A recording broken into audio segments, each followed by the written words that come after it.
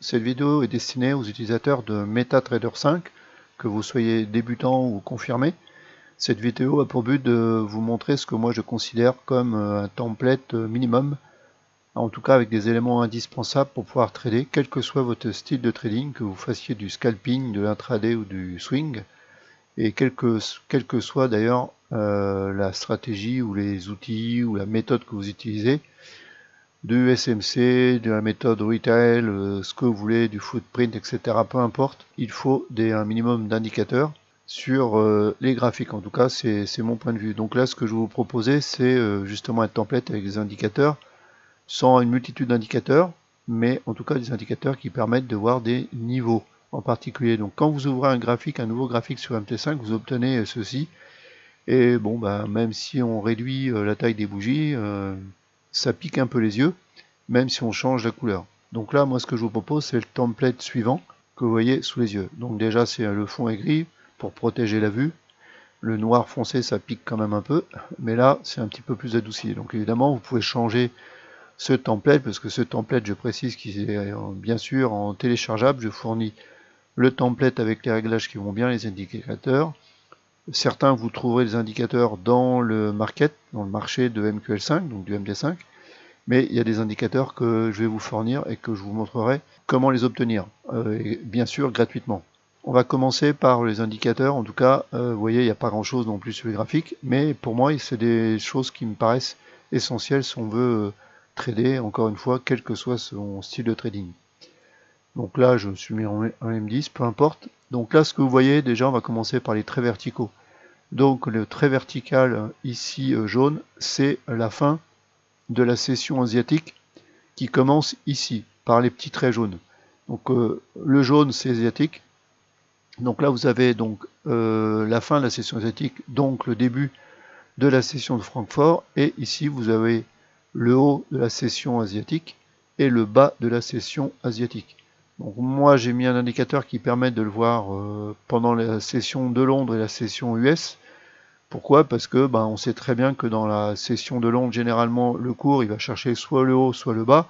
En tout cas, après, quand il part dans un sens, généralement, ça confirme souvent le sens. En tout cas, c'est des repères, moi, qui me servent, et donc je pense que c'est intéressant, de toute façon, en repère visuel, de savoir où commence sa journée. Si vous mettez, par exemple, en H1, et que vous voulez voir, vous voyez rapidement, voilà, les zones asiatiques, et vous voyez que quand elles sont cassées, et bien, et à l'inverse, ça donne des bonnes indications. Donc je reviens sur les lignes verticales. Vous avez le trait donc rose qui représente donc la fin de la session de Francfort, donc évidemment le début de la session de Londres. Par la même occasion, ce qui est rose, c'est Londres. Donc là, vous avez le début de la session et surtout ici le petit trait, le trait pointillé avec des grands pointillés, on va dire. Rose, c'est l'open. Et vous voyez que c'est une zone intéressante de l'avoir en visu.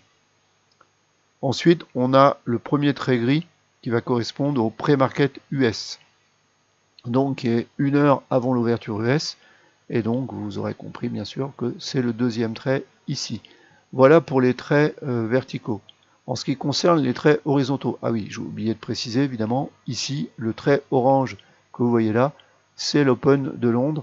Donc, Network, enfin, c'est marqué quand vous passez la souris dessus, session Open. Donc voilà, le trait orange, c'est l'Open US. Alors bien sûr, dans les paramètres chaque indicateur, vous pourrez changer les couleurs. Ensuite, vous avez les traits horizontaux, donc très simple. Moi, j'utilise les points pivots, les hauts et les highs, enfin les hauts et les bas de la journée précédente et de la semaine précédente. Alors en ce qui concerne la journée précédente, ce sont les petits pointillés gris. Donc là, vous en avez un là. Et donc pour retrouver l'autre, il va être beaucoup plus bas, il va se trouver ici. Et pour les plus hauts et les plus bas de la semaine précédente, ce sont les mêmes, les petits pointillés un peu pareils, mais par contre ils sont mauves. Donc ça, c'est la semaine précédente. Donc ça, vous voyez que ça fait des zones, puisque là, ici, on a le high de la journée précédente. Vous voyez que le cours, il est venu plusieurs fois dessus, et donc c'est généralement des zones intéressantes.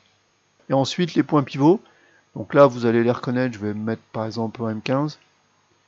Vous avez les points pivots donc en bleu qui correspondent aux points pivots donc daily, D1 ça veut dire daily en fait. Alors vous pouvez changer le nom, hein, pareil dans les, ça c'est des habitudes que j'ai. Bah, D1 tout simplement parce qu'on les a là, donc pour moi D1 c'est facile, c'est daily, et weekly 1, bah, ça veut dire weekly, hebdomadaire, et monthly. Donc les bleus, bah, c'est les daily, les mauves, donc vous avez le point pivot qui est un petit peu bleu plus clair, et vous avez le point pivot mauve qui correspond donc au point pivot donc weekly hebdomadaire, et ensuite les marrons, bien tout simplement les points pivots monthly. Alors pour ces points pivots, je vais vous montrer une façon aussi, c'est qu'on peut afficher, d'ailleurs vous le voyez ici, on peut afficher les middle sur les points pivots. Donc moi je précise que j'utilise des points pivots Fibonacci, mais que dans les réglages des points pivots que je fournis, vous verrez qu'on peut changer les points pivots. D'ailleurs, je vais vous montrer ça tout de suite. Vous voyez ici Show Median Level, il suffit de faire Yes, et donc là on aura les points pivots intermédiaires, donc les middle. Là en l'occurrence on est sur le daily, et là vous voyez que vous pouvez choisir Classic, Woody, Fibonacci ou Camarilla. Bon, moi j'utilise Fibonacci. Donc là vous pouvez assurer, donc vous pouvez changer la couleur bien sûr, la taille, et les médians on peut changer la couleur, moi j'ai gardé la même couleur, et vous pouvez mettre aussi des alertes, et vous pouvez modifier le texte qui apparaît ici, vous pouvez changer la position. Voilà pour les points pivots. L'autre indicateur que je trouve assez pertinent à avoir sur son graphique, c'est la VWAP. Donc la VWAP, c'est cette courbe-là qui est de couleur aqua. Et puis pour finir les indicateurs que moi alors non, j'ai pas fini justement. J'allais dire que l'indicateur qui me paraît intéressant aussi, c'est pas un indicateur, c'est un élément, je dirais, graphique, c'est le timer de la bougie. Donc là, vous avez souvent des timers qu'on peut mettre en bas, au milieu ou en haut du graphique. Là, en l'occurrence, j'en ai trouvé un qui est positionné juste à côté de la bougie, donc c'est intéressant. Vous voyez le décompte de la bougie. Quand vous faites du scalping, c'est intéressant d'avoir, donc, je trouve, pour ma part, d'avoir le décompte de la bougie juste à côté d'elle. Et puis, pour finir, un indicateur que moi j'utilise souvent dans mes analyses et dans mes entrées ou dans mes sorties de trade, c'est ce que vous voyez, les pavés noirs. En fait, il s'agit de l'imbalance, ou on appelle ça aussi gap entre bougies, ou fair value gap.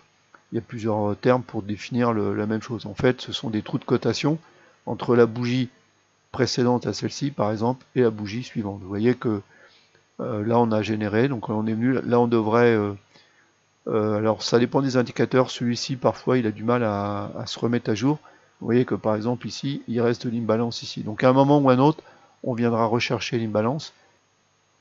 Vous pouvez télécharger ce template avec les indicateurs qui sont fournis en suivant tout simplement le lien, en cliquant sur le lien qui se trouve en description sous cette vidéo. Je vous dis à bientôt.